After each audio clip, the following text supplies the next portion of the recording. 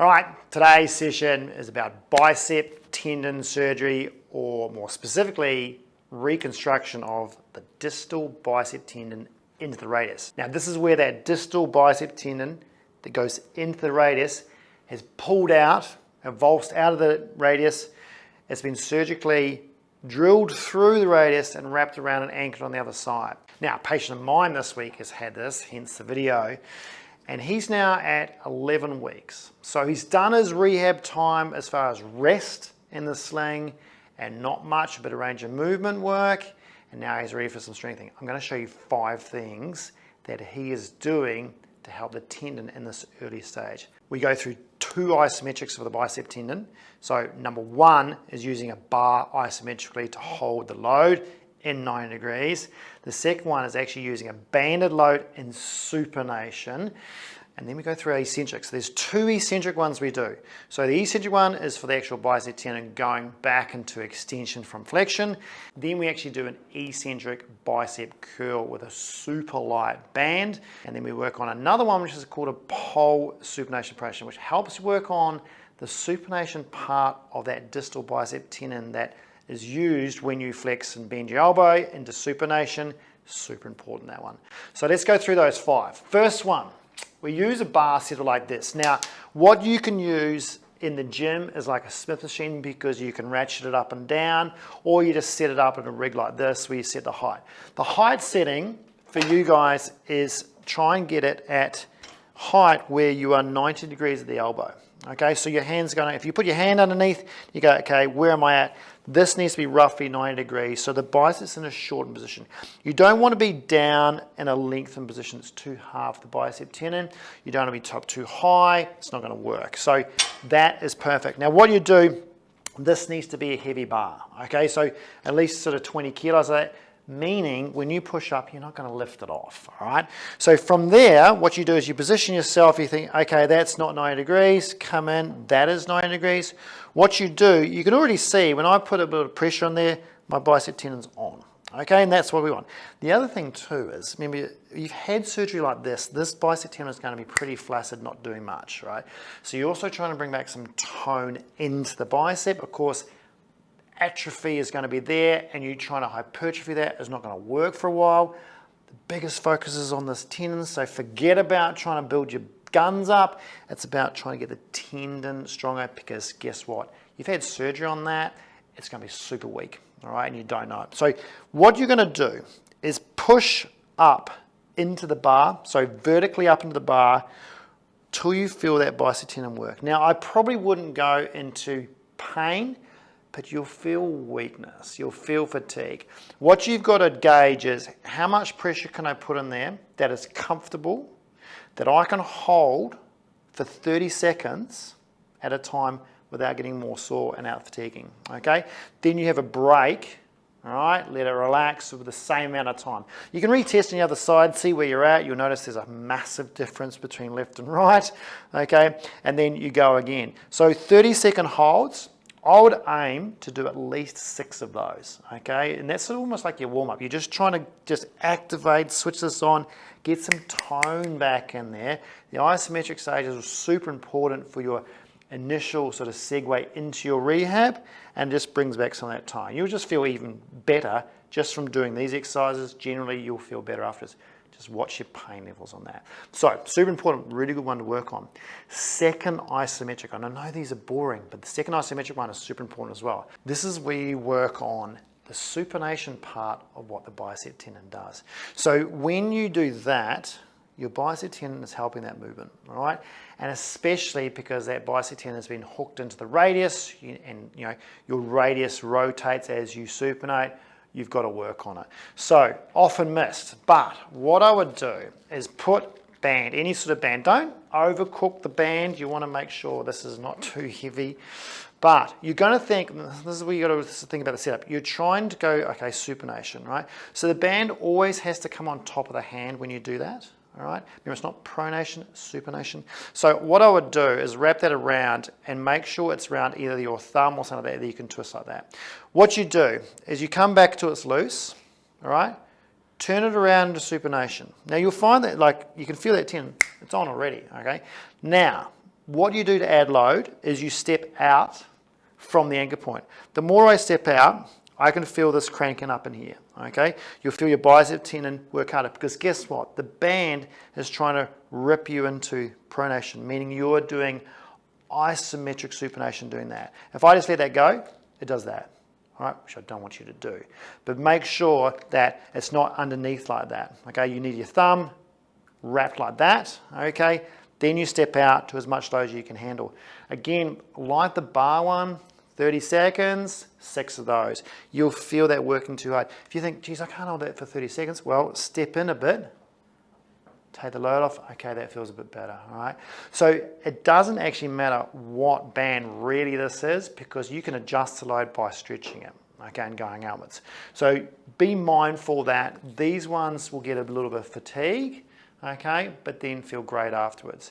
You just don't want the pain afterwards, all right? Don't go into pain when you're doing it, fatigue is okay. So the 2 isometricals is a really good way to start you into your regime. Then you've got to work on eccentric. I would go back to the bar. So the eccentric phase with this bar here, this one now needs to go a little bit higher because what I want is almost shoulder height, okay? So I would just change this and go up, probably being maybe about to here for me. Put that up to here. It's nearly at shoulder height, maybe a little bit below. What that'll do is give you the right height to do this next exercise. So from here, you go like your same sort of setup, but now what I'm going to do is grip that, okay?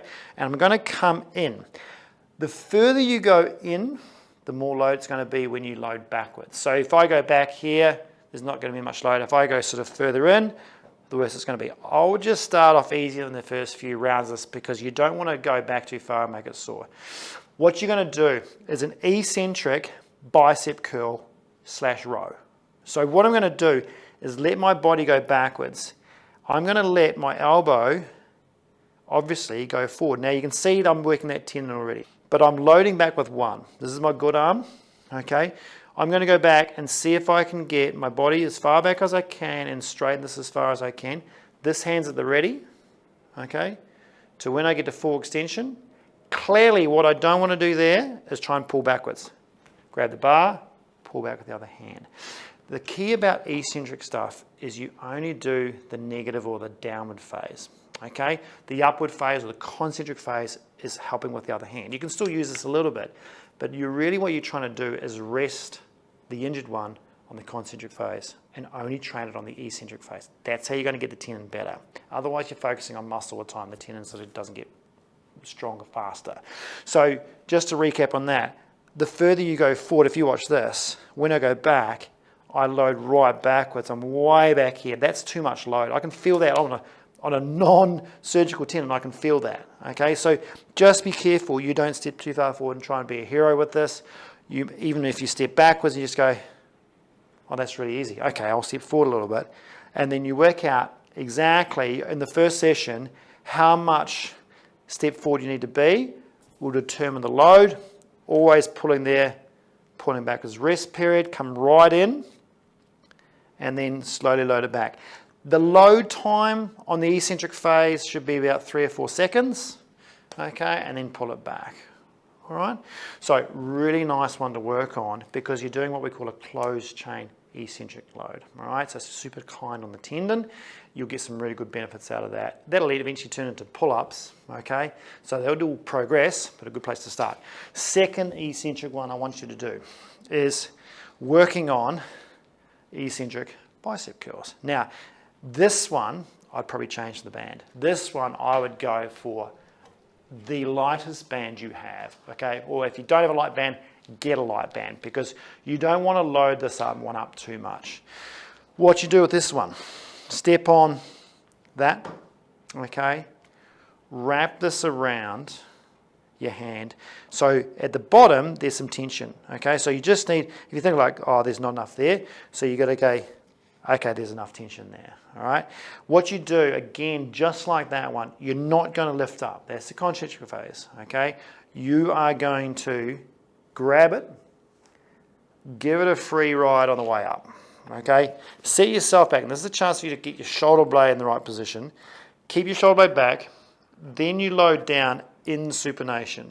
Okay, so you're slowly loading that tendon, but as it gets to the vulnerable stage where it's longer, you see the tendon working there, as it gets to the vulnerable stage, the band's getting lighter. Okay, so by the time I get right at the end where you're really vulnerable, the band's at its least resistance. That's why we use a band, okay?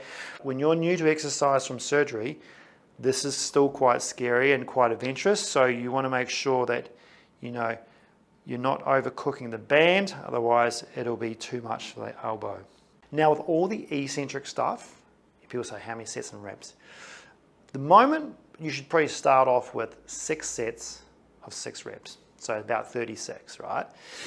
As you get stronger, you're going through the concentric phase, you're probably going to swap that over to 3 sets of 12, but I recommend you start off with the highest load you can tolerate without being painful, but only have 6 reps, okay? But then obviously you're doing 6 sets. So you're getting your volume in, but you're not fatiguing out that tendon over lots and lots and lots of reps in one set. So give that a try.